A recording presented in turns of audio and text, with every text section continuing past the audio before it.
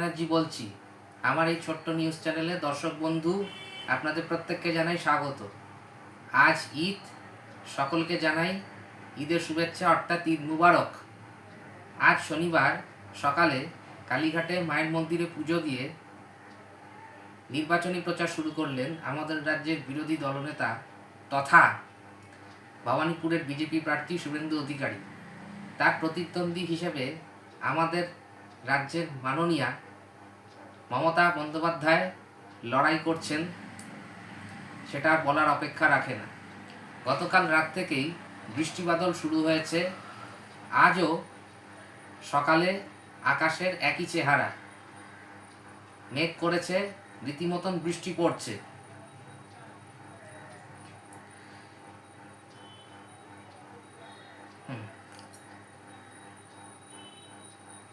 মা কালী যেন প্রকৃতি দেবীর রূপ ধরে আশীর্বাদের হাত তার মাথায় রেখেছেন, তাই বৃষ্টি ধারায় ঝরে পড়ছেন।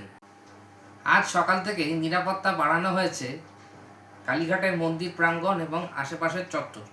গেরুয়া পতাকা অর্থাৎ বিজেপির গেরুয়া পতাকা হাতে নিয়ে এগিয়ে চললেন শুভেন্দুবাবু।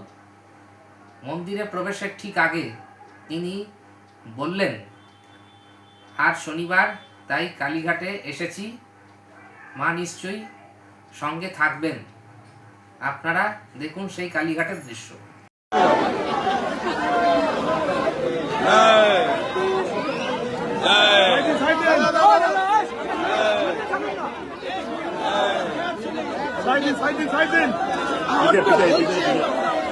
दादा पीछे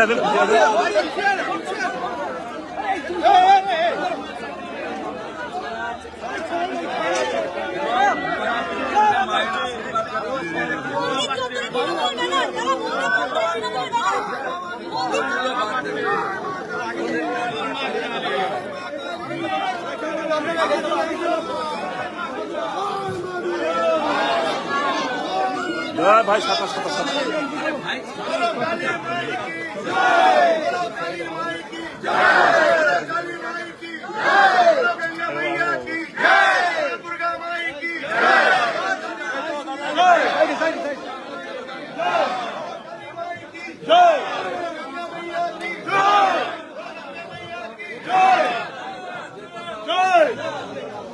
काली माँ की, काली मैया की, जय माँ काली की,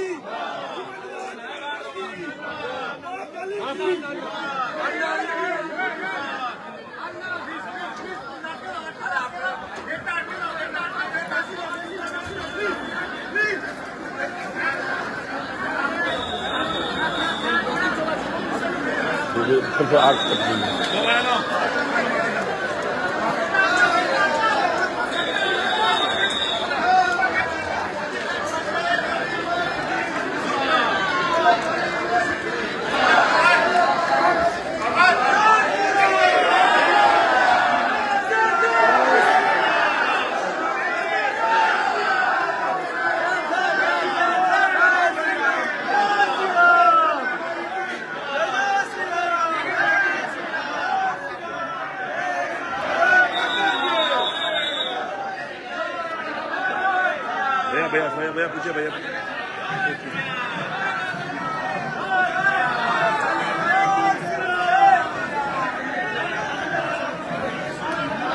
भाई आगे आगे नहीं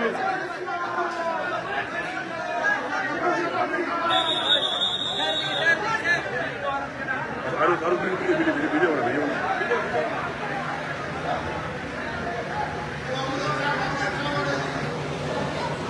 कौन सा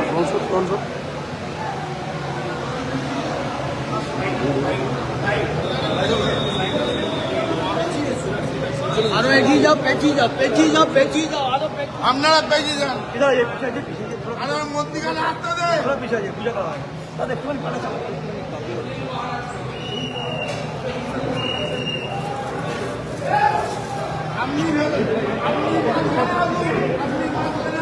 আপনি চলে যান সামনে।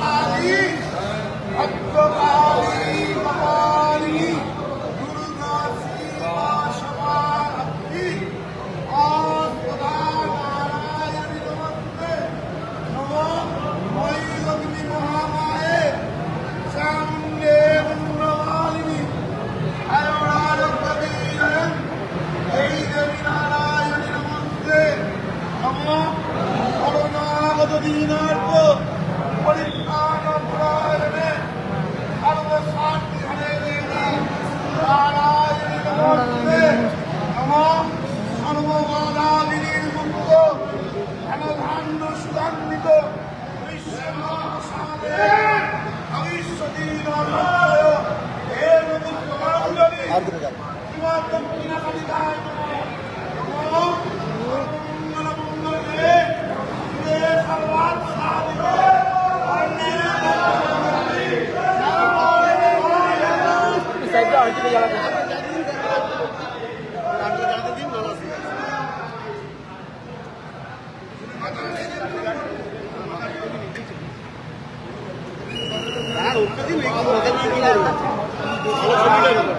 भैया थोड़ा पीछे आरती को देखो इसको थोड़ा पीछे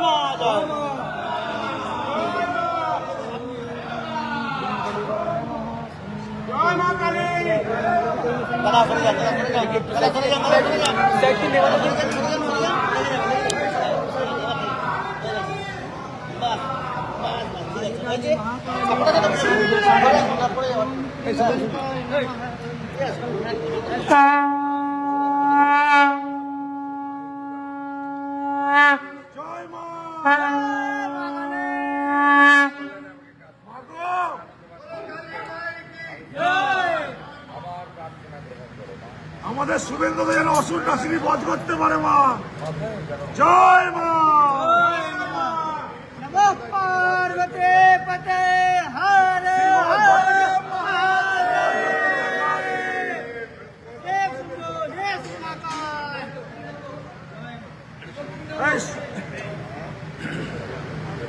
শুভেন্দুদা, শুভেন্দুদা মায়ের পায়ে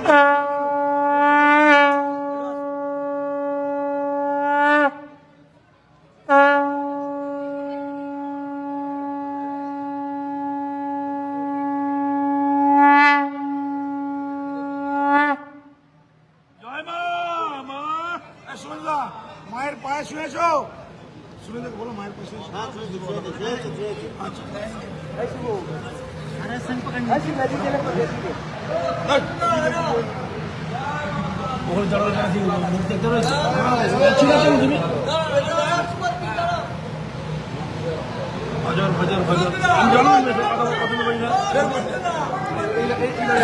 मोबाइल नहीं है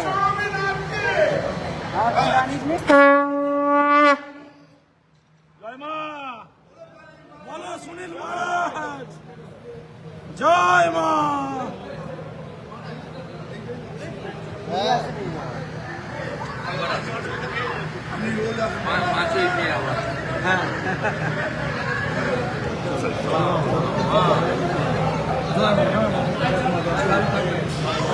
জয় মা।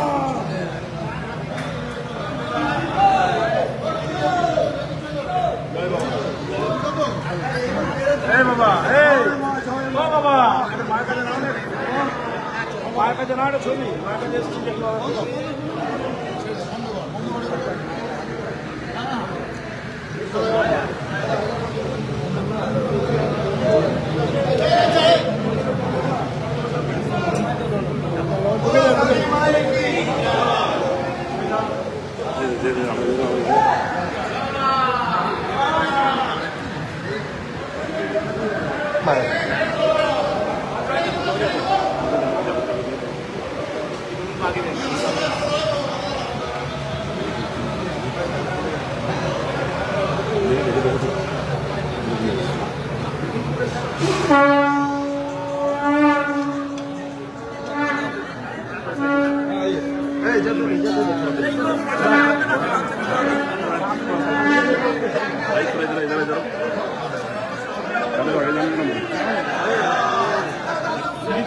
স্লিপ করবে ভালো করে।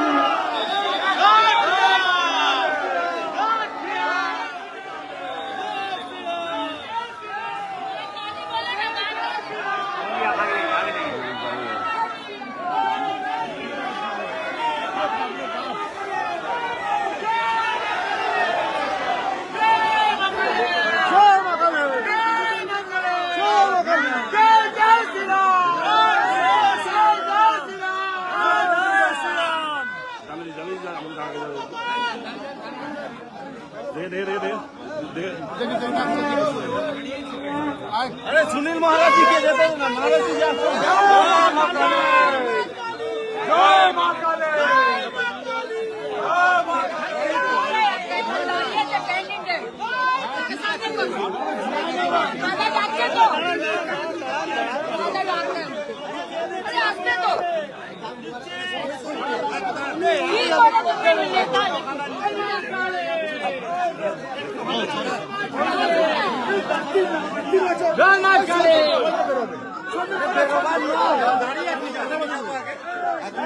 দাঁড়িয়ে কথা বলছেন তো।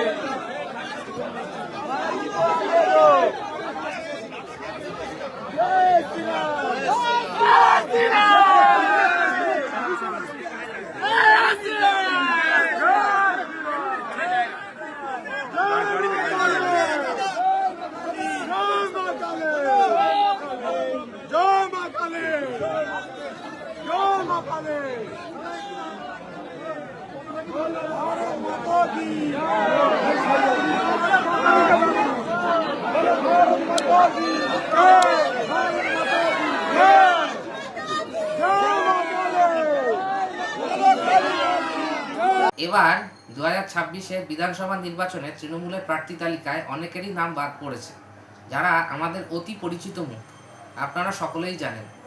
যেমন আজকে আমি বলছি অসিত মজুমদারের কথা। তিনি চুঁচুড়া বিধানসভা কেন্দ্র থেকে 3 বার নির্বাচিত হয়েছেন এবং সেখানকার বিধায়ক হয়েছেন। এবারে তাকে বাদ দিয়ে তরুণ মুখ দেবাংশু ভট্টাচার্যকে প্রার্থী করা হয়েছে। টিকিট না পাওয়ায় অসিত মজুমদার খুবই অভিমানী হয়েছেন। এই খবর পেয়ে দেবাংশু গত বুধবার দিনকে অসিত মজুমদারের বাড়িতে ছুটে যায় এবং তার পায়ে হাত দিয়ে প্রণাম করে এবং অসিতবাবু দেবাংশুকে জড়িয়ে ধরে এবং বলে যে আমি তোমার সাথে আছি, আমার আশীর্বাদ তোমার সঙ্গে রইল। তারপর আজ সকালে নৈহাটির বড়মায়ের মন্দিরে পুজো দিয়ে দেবাংশু তার নির্বাচনী প্রচার পর্ব শুরু করলো। আপনারা দেখুন সেই দৃশ্য।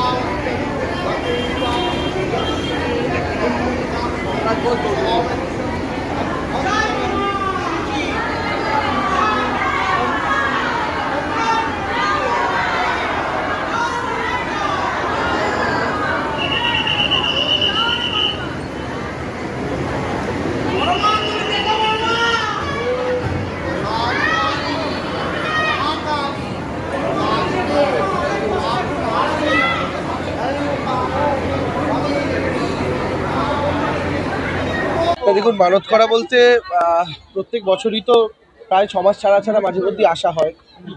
এবার নির্বাচনের এত বড় একটা যুদ্ধে ঝাঁপাচ্ছি, তো স্বাভাবিকভাবে বড় মার আশীর্বাদ তো প্রয়োজন, এবং সেই জন্যই বড় মার কাছে আসা। আর শান্তিপূর্ণ নির্বাচন হোক, যে সমস্ত মানুষের নাম অ্যাডজুডিকেশনে ঝুলে রয়েছে তারা প্রত্যেকে যেন ভোটাধিকার প্রয়োগ করতে পারেন, প্রত্যেকে যেন এবং আমরা পশ্চিমবঙ্গের যারা বাসিন্দা, পশ্চিমবাংলার যারা মানুষ, তারা প্রত্যেকে মিলে যেন বাংলা বিরোধী বহিরাগত শক্তিকে আটকাতে পারি। স্বাভাবিকভাবে চুঁচুড়ার মানুষের আশীর্বাদ যেন আমি পাই, সবটাই মায়ের কাছে বলে গেছি। দেখুন, বরফ গলা, বরফ এই শব্দটাই আমি বিশ্বাস করি না। আমি একটা কথা বলি, তার জায়গায় দাঁড়িয়ে তার অভিমান হওয়াটা তো অস্বাভাবিক কিছু না। তিনি 3 বারের বিধায়ক, অসিতবাবুর অভিমান হওয়াটা তো অস্বাভাবিক কিছু না। তিনি 3 বারের বিধায়ক, তিনি টিকিট পেলেন না, এটা তো হতে পারে। তার বয়সে গিয়ে আমার যদি হতো, আমারও একই জিনিস হতো। তা আমি তাকে আমার মতো করে কথা বলেছি, সন্তান সম, তিনি আমার পিতৃতুল্য, তার কাছে আবেদন করেছি এবং তিনি তার সন্তান সম দেবাংশুকে ফেরানোর বলেছেন।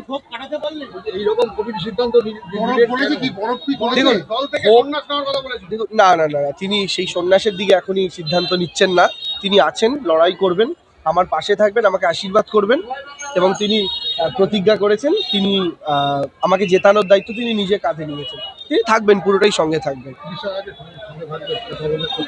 সম্পূর্ণ বিশ্বাস আছে।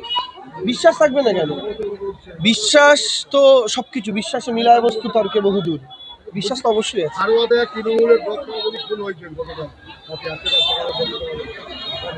দেখুন, এখন তো পুলিশ প্রশাসন সবটাই নির্বাচন কমিশনের আওতায়। আমার মনে হয় তাদের স্ট্রিক্টলি এটা দেখা উচিত, কারণ নির্বাচন এলেই, এবং এটাই অনেক সময় গোষ্ঠীদ্বন্দ্ব বলে চালানোর চেষ্টা করা হয়, নির্বাচন এলেই তৃণমূল কংগ্রেস কর্মীরা একের পর এক মারা যাবেন, একের পর এক বিজেপির নরেন্দ্র মোদীতে এসে ব্রিগেড থেকে বলে গেছেন চুন চুনকে বদলা লেনবে, তার নেতা শুভেন্দু বলে গেছে বদলা হবে, লকেট চ্যাটার্জি, অগ্নিমিত্রাপাল প্রত্যেকে বলছে যে বদলও হবে, বদলাও হবে। যেন মমতা ব্যানার্জি বদলা নয় বদল চাই এই কথা বলে ক্ষমতায় এসেছিলেন, এরা ক্ষমতা আসার আগেই বদলার কথা বলছেন। ফলে স্বাভাবিকভাবে যারা শুরুতেই বদলার কথা বলেন তারই ইম্প্যাক্ট এগুলো, তারই ইম্প্যাক্ট। হ্যাঁ, নিশ্চিত 200%। মার্জিনটা প্রশ্ন, জিতছি আমরা। মার্জিন আশা করি 2021, 2016 বা এর আগে যা মার্জিন হয়েছে সেটার থেকেও যেন আমরা 1 ভোট হলেও বেশি ভোটে জিতি। আমাদের তো চেষ্টা সেটাই থাকবে। যে কোনো ছাত্রই আগের পরীক্ষায় 85 পেলে পরের পরীক্ষায় 95 নেওয়ার টার্গেট রাখে। বিজেপি যদি মানে 50-60টা সিট পাওয়ারও সম্ভাবনা ছিল SIR এর জন্য, সেটাও আমার মনে হচ্ছে অনেকাংশে কমে যাবে। কারণ বিজেপির সমর্থকরাও তো নোটিশ পেয়েছে, তারাও তো বিরক্ত হয়েছে। তাই তো বিরক্ত হওয়ার কথা ছিল না, কারণ এরা তো অনুপ্রবেশকারী ধরতে নেমেছিল, রোহিঙ্গা ধরতে নেমেছিল। এখন লাইনে দাঁড়ানো প্রত্যেকটা বিজেপির কর্মী সমর্থকও ভেবেছেন যে তাহলে আমরা কি রোহিঙ্গা? আমি তো নিজে ডাক পেয়েছিলাম, আমরা এত পুরুষ ধরে আছি, ডাক পেয়েছি। আমি আমার বাড়ি গিয়ে আমার ঠাকুরদার ছবিটা দেখেছি, ঠাকুমার ছবিটা দেখেছি। আমি ওদের মুখ দেখে বোঝার চেষ্টা করি যে এদের মধ্যে কে রোহিঙ্গা। নিজেকে আয়নায় বারবার দেখে জিজ্ঞেস করেছি, দেবাংশু তুই কি রোহিঙ্গা? তো ফলে স্বাভাবিকভাবে আমাদের এটা আত্মসম্মানে আঘাত না। বাংলার মাটি স্বাধীনতা সংগ্রামে অংশগ্রহণ করে দেশকে স্বাধীন করেছে, আর সেদিন যারা বিট্রে করেছিল, স্বাধীনতা সংগ্রামীদের জেলে ঢুকিয়ে দিত, তাদের নেতা আজকে দিল্লিতে বসে এই বাংলার মানুষকে আঙুল দেখিয়ে বলছে বাঙালি তু প্রুফ করতো, বাংলাদেশি আইয়া বাঙালি ইন্ডিয়ানে। এটা তো অসম্মানের, এই অসম্মানের জবাব দেবে নেতাজি সুভাষচন্দ্র বসুর নাতি থেকে শুরু করে নোবেল এনে দেওয়া অমর্ত্য সেন। ছাড় তো কেউই পেল না।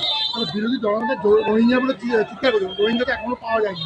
আরে যে ডকুমেন্ট ডিসপুটের জন্য আমি ডাক পেলাম, আমার মতো হাজার একটা মানুষ ডাক পেলো, যাদের বাবার নাম 2002-এর তালিকায় কুমার ছিল না, পরে কুমার ঢুকেছে, তার জন্য ডেকেছে। তো শিশির বাবুরও তো ছিল না 2002-এর তালিকায়, শিশির বাবুর নাম ছিল শিশির অধিকারী, 2025-এর তালিকা অনুযায়ী শিশির কুমার অধিকারী। এই যে নতুন করে কুমারের উদয় হলো, তার জন্য কি তার কুমার ডাক পেয়েছে? কেন পেল না? এই প্রশ্নের উত্তর কে দেবে? সাধারণ মানুষ যেটার জন্য ডাক পাচ্ছেন সেটার জন্য শুভেন্দুবাবু ডাক পাননি। তাহলে কর্তার ইচ্ছায় কর্ম, মালিককে আর কর্মচারীকে স্পষ্ট বোঝা যাচ্ছে। সাপ্লিমেন্টারি লিস্টটা আরও আগে বের করা তো উচিত ছিল। যে 10-12 লাখের অলরেডি হয়ে গেছিল তাদেরটা তো আগে বের করা উচিত ছিল, কারণ এই সাপ্লিমেন্টারি লিস্টে যারা দেখবেন তাদের নাম কাটা গেল, তাদের তো অ্যাপ্লাই করার সুযোগ দিতে হবে। সেটারও তো একটা প্রসেস আছে। ধরুন প্রথম দফার নির্বাচন, এই প্রথম দফার নির্বাচন, তার আগে নমিনেশন হচ্ছে আপনার এই এপ্রিল মাসের ফার্স্ট উইকের পরই শুরু হয়ে যাবে। তো তার আগে যে মানুষগুলোর নাম বাদ গেল তারা যদি জানতে পারে, তখন তো তারা ডকুমেন্ট দিয়ে রিঅ্যাপ্লাই করার সুযোগ পাবেন। আপনি এই প্রসেসটাকে যত ডিলে করবেন তাদের অ্যাপ্লাই করার সুযোগ কমবে, আর তত অ্যাপ্লিকেশনের প্রেশার বাড়বে, সেটা দেখার লোক কমে যাবে। তো ফলে আলটিমেটলি কিছু লোক ভোটাধিকার থেকে বঞ্চিত হবে। আমরা এই জন্য বারবার বলছিলাম আগে বের করুন, আগে বের করুন। সুপ্রিম কোর্টে তো কবে শুনানি হয়ে গেছে, তারপরে এতদিন টাইম লাগলো কেন? প্রশ্ন তো সেটাই। রাজুদা, তোমার ভাষায় যেটা খেলা হবে স্লোগান, সেই স্লোগান কিন্তু 2026 নির্বাচন হয়তো বিরোধীদের করে। তো চুরি করতে তো সিদ্ধহস্ত, ঠোঙায় মুড়িয়ে টাকা চুরি করতে এখন স্লোগান চুরি করছে, কি করবেন? এবারে কি স্লোগান হচ্ছে কি স্লোগান? খেলা হবে তো এখনো রেলিভেন্ট, 5 বছর আগে ছিল এখনো রেলিভেন্ট। আর এবার তো আমাদের দলীয় সেন্ট্রালি একটা স্লোগান রয়েছে, যতই করো হামলা আবার জিতবে বাংলা। তো বাংলা আবার জিতবে, বাংলার মানুষ জিতবে। আর বাংলার মানুষ এটা জানে, মায়ের সাথে মনোমালিন্য হতে পারে, কিন্তু তা বলে বাড়ির আলমারির চাবিটা প্রতিবেশী কাকুর হাতে তুলে দেওয়া যায় না। মায়ের আঁচলেই সেটা বাধা থাকতে হবে। প্রতিদিন আপনারা নজর রাখুন আমার এই অগ্নিহোত্র বলছি নামে ছোট্ট ইউটিউব নিউজ চ্যানেলে। এখানে আমি পশ্চিমবাংলার বুকে ঘটে যাওয়া নানান ঘটনার পাশাপাশি পশ্চিমবাংলায় 2026-এ বিধানসভা নির্বাচনের আবহে নানান ধরনের নির্বাচনী প্রচারের খবর নিয়ে আমি আসব। তাই আপনাদের গুরুত্বপূর্ণ মতামত জানাবেন কমেন্ট বক্সে। ভালো লাগলে ভিডিওটিকে লাইক করবেন এবং বন্ধুবান্ধবদের মধ্যে প্রচুর পরিমাণে শেয়ার করবেন, যাতে তারা এই সমস্ত তথ্য জানতে পারে। এবং আমার চ্যানেলটিকে অতি অবশ্যই সাবস্ক্রাইব করবেন এবং পাশে থাকা বেল নোটিফিকেশানটিকে অল করে রাখবেন। আপনারা সকলে খুব ভালো থাকবেন, সুস্থ থাকবেন। দেখা হচ্ছে আপনাদের সঙ্গে আবার নেক্সট ভিডিওতে। নমস্কার।